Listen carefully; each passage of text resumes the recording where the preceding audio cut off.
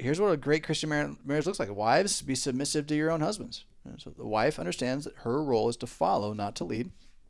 That even if some do not obey the word, then even a non-Christian here, right, or a Christian who thinks unclearly, they will, without a word, be won by, or may, without a word, be won by the conduct of their wives when they observe your chaste conduct. So what is you're submitting to him? You're chaste.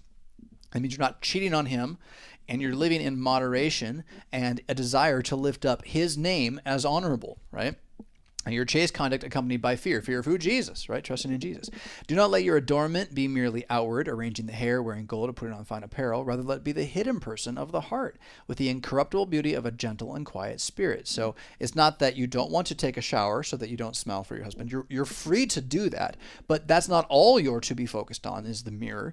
You're to be focused on the hidden person of your heart, and then to be gentle and a quiet spirit doesn't mean never talk. It means not, what was the Proverbs 20, right? Since any fool can start a quarrel, not one who finds freedom in quarreling, right? Who feels that my task is to point out whenever there's something wrong, right? That's not really either person's task in the relationship, but a gentle and quiet spirit, which is precious in the sight of God, which is to say that all of us pursue gentleness and quietness of life, by the way, but the woman is to be an emblem of this in the home, an emblem of this.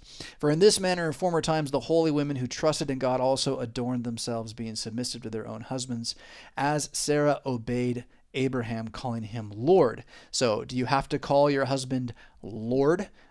It might make him feel kind of nice sometimes if you do. But the idea, again, is that you see him as a name to be revered and honored. You want his name to be seen as valuable by others. You're lifting up his name.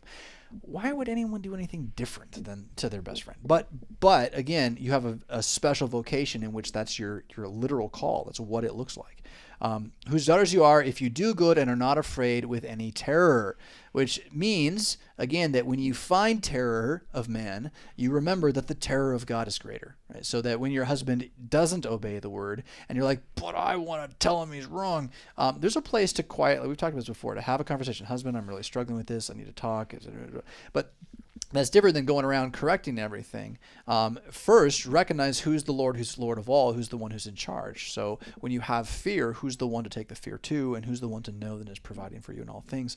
Christ. That he's the one who's the author of your marriage, especially once the marriage has been consummated. And then, so to husbands here, it's not really lighter, even though it's shorter. Husbands likewise dwell with them with understanding. Patience.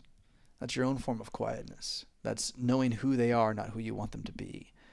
That's seeing the distinction between man and woman and remembering that she has a glory that is beyond yours in many ways to be protected and cherished, right? Giving honor, he's going to say that, giving honor to the wife as the weaker vessel. Giving honor. It's amazing how many women hate this verse. A weaker vessel, the boy, he's a misogynist. Giving honor. Lifting you up, showing your delicate beauty as something that should be preserved from the evils of this world. I just spit on the camera. I wonder if you guys saw that. As being heirs together of the grace of life. So here, dwell with them in understanding as we're both sons. So part of it is to recognize that while I am over you in this life, we are both heirs of the same life. I don't own more of that than you do. And all of my authority over you is to bring that to fruition in this life in faith. Right, to keep you in faith. Ephesians 5 gets deep into that kind of talk. Heirs together the grace of life, that your prayers may not be hindered. So is the man a man of prayer? The man a man of prayer. And by that, so it's a Solomon. The whole idea is those psalms are there to make you a man of prayer. And if you're trying to be a man of prayer without them, you're failing. It's not that you can't pray without the psalms. It's that you won't, or you'll pray the wrong prayers, or you won't. You won't. You'll pray to the wrong gods. That happens. The Psalms are there to be your lesson book for prayers. Not that you can't pray without the Psalms, but once you pray with the Psalms, you'll pray differently. You got to be taught. The heart has to be taught how to pray. It doesn't just come from us naturally. That's called idolatry.